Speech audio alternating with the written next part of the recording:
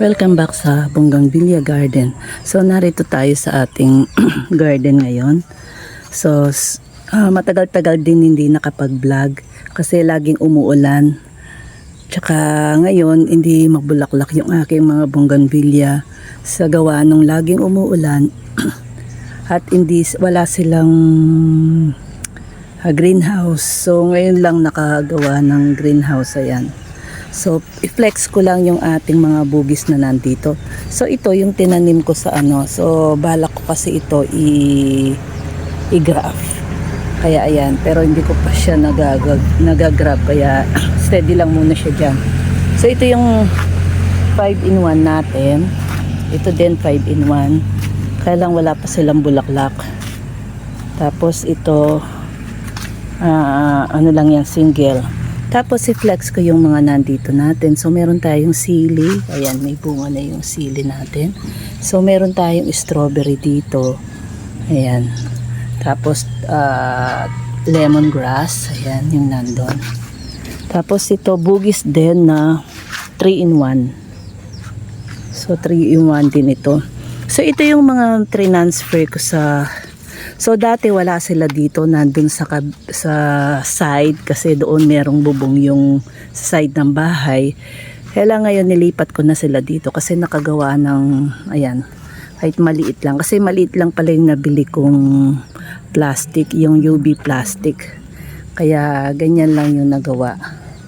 So ito yung mga na-iripat ko dati. So ayan, transfer ko sila dito. Tapos ito yung mga maliliit pa. So ayan, makikita nyo. Ayan, buhay pa naman, kaya lang konti lang yung mga dahon. Ito yung mga naka-expose sa ulan, kaya ayan, ganyan sila. Pero hopefully mabuhay yan. Ayan, kasi may mga konting-konting dahon pa sila, so tutubo pa yan. So yung mga iba, ayan, nalaglag yung mga dahon nila dahil nga sa patuloy na pag-ulan. So dito naman tayo, ito yung 2-in-1 natin na malaki. Ayan. So hindi ko, ito yung mga original na sanga, kaya lang hindi ko pa sila tinanggal kasi balak kong i-propagate ito. Ayan. Ayan, kaya lang hindi ko pa alam kung anong variety nito. So i-propagate ko yun, ikakat ko. Kasi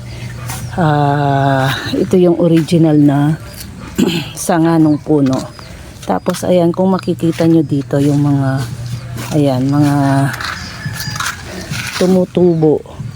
Kasi nalagas din yung kanilang mga dahon dahil sa patuloy at laging pag-ulan. Tapos dito naman, so iba-iba na yung ano ko dito. So, pero mostly bougainvillea. So ito meron tayong calamansi. Ayan na. Sa reels na ipakita ko yung nag-harvest ako. So ito, namumulaklak na naman siya.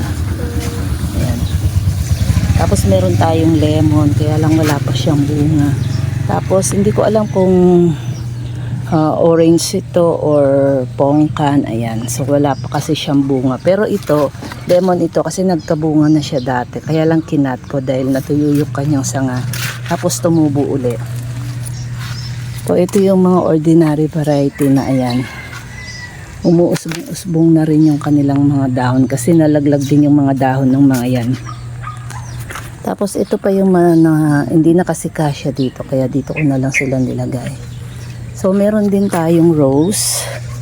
Tapos rosal, ito yung rosala. Ang bango ni rosal. Tapos gumamela. Ayan. So dito ito pa yung mga bugis natin, mga ordinary. Kaya lang, balak ko dito, i-graph. Katulad nito, ito, ang laki ng sanga. Ayan, lahat yan di ko pa nagagawa. So, ito pa yung mga ibang mga nairipat ko na nilagay ko sa side. Pero ngayon nilipat ko. Kasi, guys, ayan, ang liit lang ng plastic na nabili ko. Kaya ganyan lang yung nagawa. So, hopefully, pag nakabili ako, malagyan pa yung dito sa kabila. Kasi UV plastic naman to. So, pwede siya kahit tag-araw kasi masisikatan din sila ng araw. So ito, hindi ko pa nailipat sa paso, nasira yung kanyang paso. Tapos ito yung malaki, ito balak ko din kasi i-graft to, kaya lang ayan, dumami na yung sanga. Naputulan ko na yung iba pero yan, puputulan ko pa yung iba. Tapos dito banda, meron tayong mga mulberry. Ayan. Yung aking mulberry ay nilipat ko dito. Ayan. So may nakita ako dati na mulberry na tinatanggal pala yung mga dahon pag ayan dito. Para kung saan daw tatanggalin, katulad nito, ayan. Ito yung pinaka ano, dito magkakapit yung bunga ng mulberry. So ayan sila. So bukod sa strawberry, meron tayong mulberry din na nakatanim. Tapos ito yung ayan, ang dami ng ano ni Japan silk. So ito ikakat ko yan. Ayan, ang laki na niya. Tapos ito yung mga iba pang nakapaso. Tapos dito naman ito yung mga hinukay ko na balak ko din i-grab. Kaya ayan, tumutubo-tubo pa lang yung kanilang mga dahon. Ayan. So ang laki ng sanga naman. So ayan, ayan. Humuusbong pa lang yung kanilang dahon. So hopefully kahit isa-isa man lang ay ma-graph ko. So ayan yung ating bugis ngayon, bougainvillea garden ngayon. So iba-iba na, meron na tayong sili.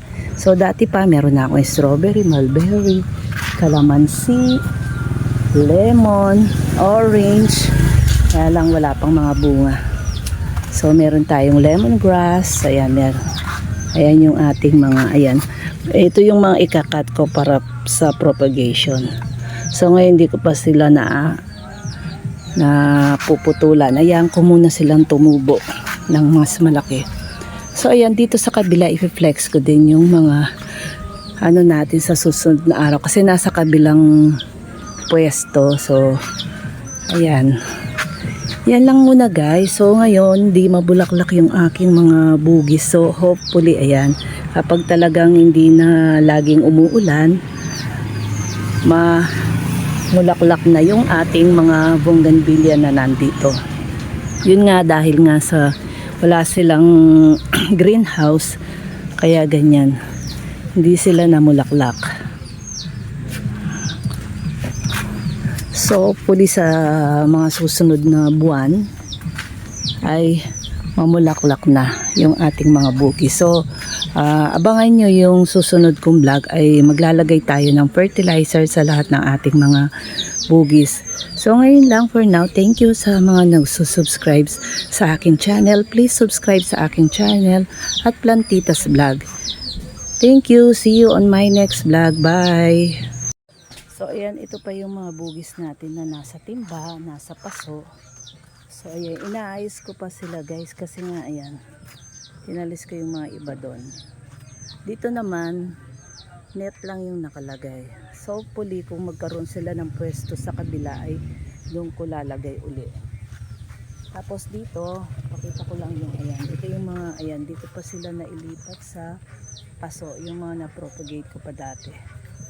So ayan, baka bukas mailipat ko.